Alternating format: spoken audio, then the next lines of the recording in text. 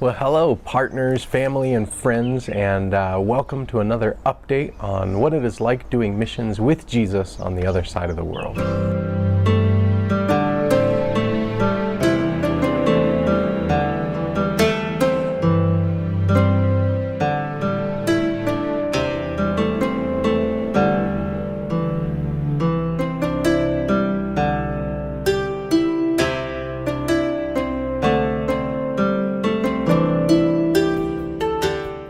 Well, thank you so much for your prayers over my trip to Chiang Mai.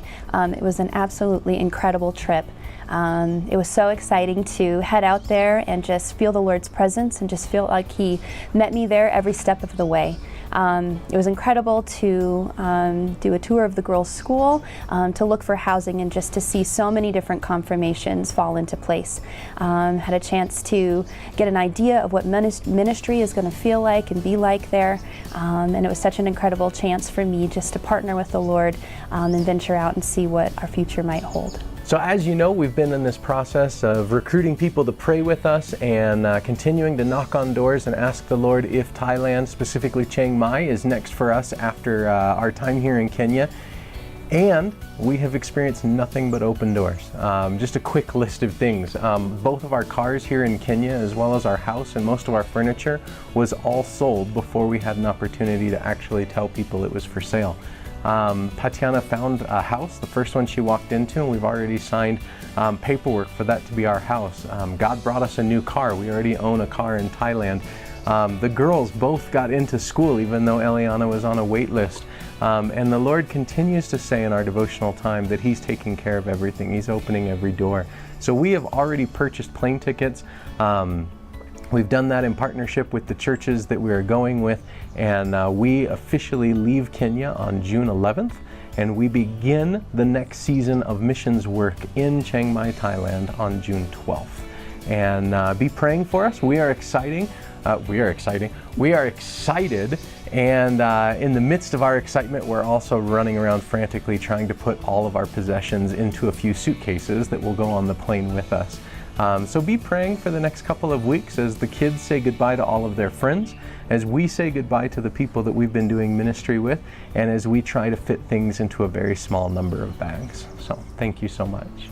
Well, before we go, I wanted to share with you a quick testimony that was very surprising for my trip to Chiang Mai.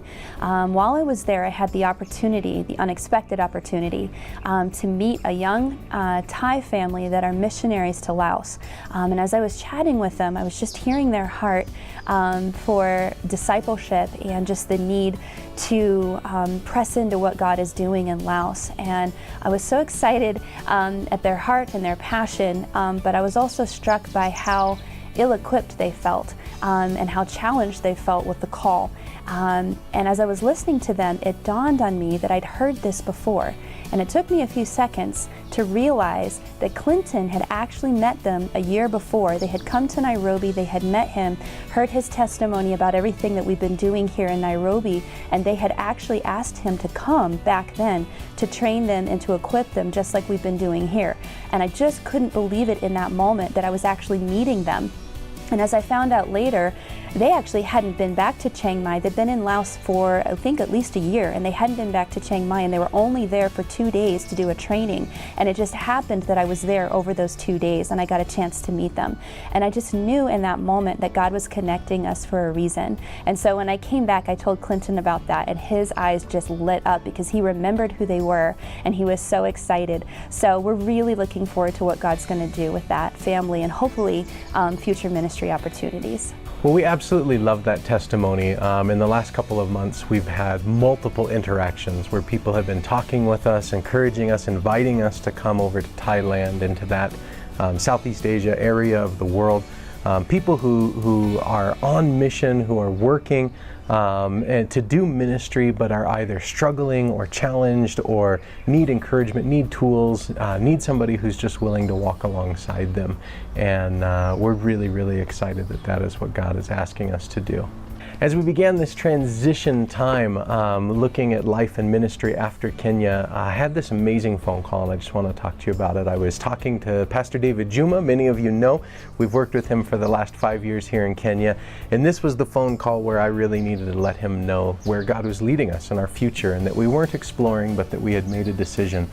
And there were some nerves. We prayed about it. We really don't ever want him to feel alone. And so I shared with him what God was doing, and this was his first reaction. He said, "That's great." And he said, "The ministry in Kenya is so healthy right now that we can send you guys to go take the values of making disciples to another country." That was his first reaction. And we're going to continue talking and checking in every couple of weeks and praying with each other and still feel very much like we're on the same team. But I just thought that really warmed my heart.